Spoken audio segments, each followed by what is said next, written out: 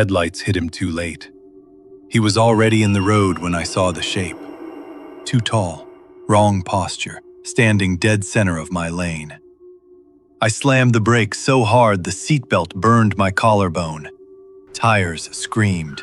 The car fishtailed. For half a second, I was sure I was going to die alone on this road with no one knowing why. Then he stepped back. Not fast, not startled, just one slow step into the darkness.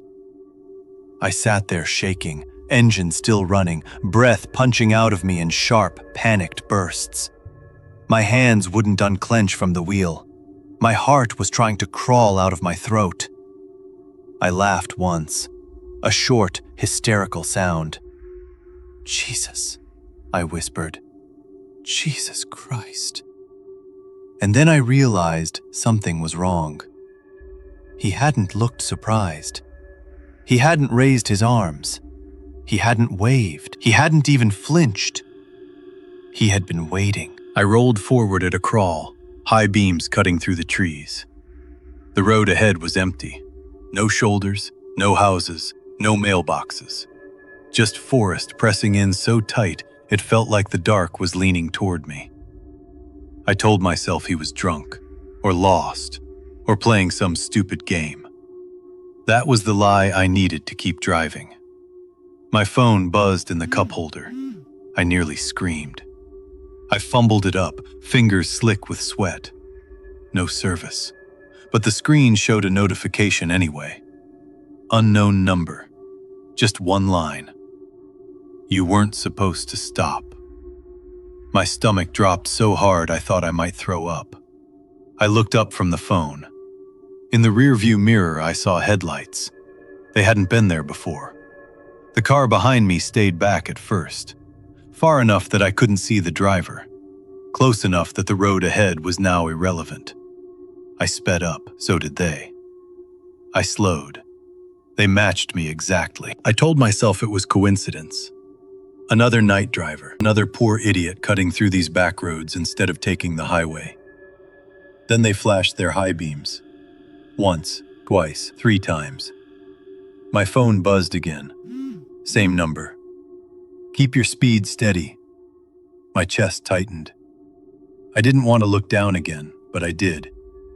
"You're doing great." I pressed the accelerator. The headlights behind me surged closer instantly, filling my mirrors with white glare. Another message came through. "Don't." That's when I knew this wasn't random. The road curved hard to the left, then dipped downhill. Trees crowded closer. My GPS had cut out 10 minutes ago, spinning uselessly, recalculating nothing. I checked my doors, locked. I checked my windows, up. I checked my fuel gauge, just under a quarter tank. I whispered, "Okay, okay, okay." Like it was a spell that could fix this. The headlights behind me suddenly vanished, just gone. I exhaled so hard my lungs hurt. Maybe they turned off. Maybe they pulled onto a side road. Maybe I imagined the whole thing. That hope lasted exactly 3 seconds. Red and blue lights exploded behind me. I screamed.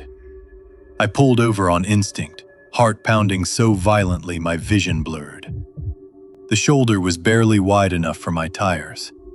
Trees pressed in inches from my passenger door.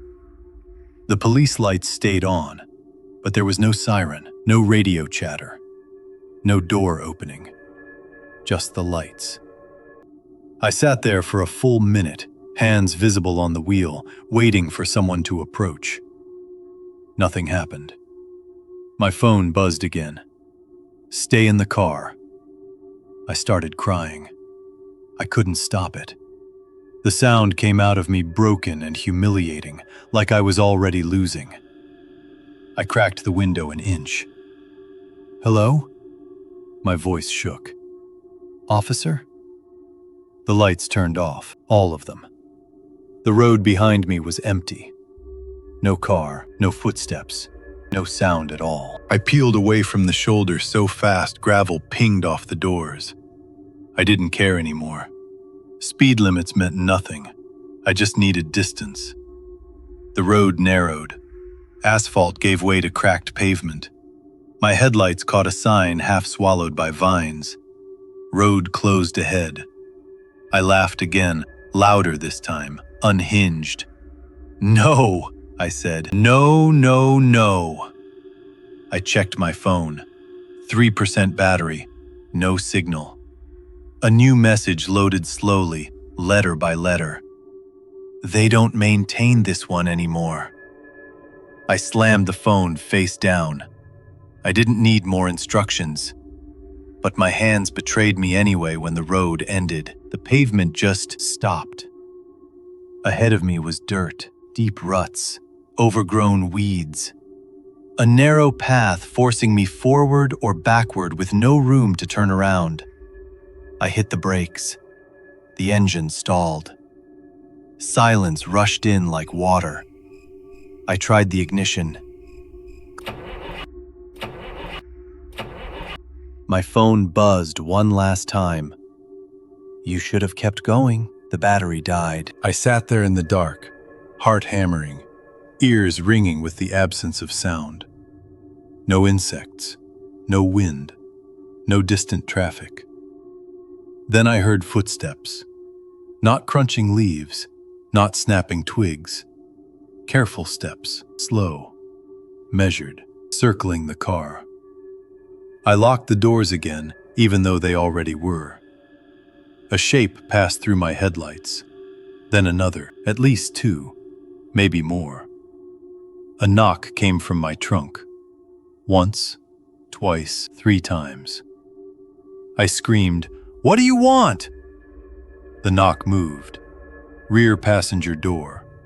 Tap, tap, tap. A voice spoke inches from the glass. Soft, calm, almost friendly. "You weren't supposed to brake for him." I couldn't see his face, just a silhouette bent too close to the window. I shook my head violently.